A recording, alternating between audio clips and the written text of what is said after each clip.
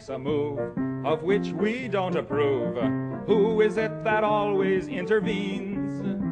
UN and OAS, they have their place, I guess. But first, send the Marines. We'll send them all we've got. John Wayne and Randolph Scott.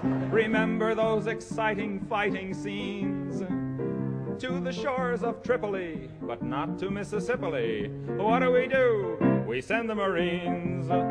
For might makes right. Until they've seen the light, they've got to be protected, all their rights respected, till somebody we like can be elected. Members of the Corps all hate the thought of war. They'd rather kill them off by peaceful means.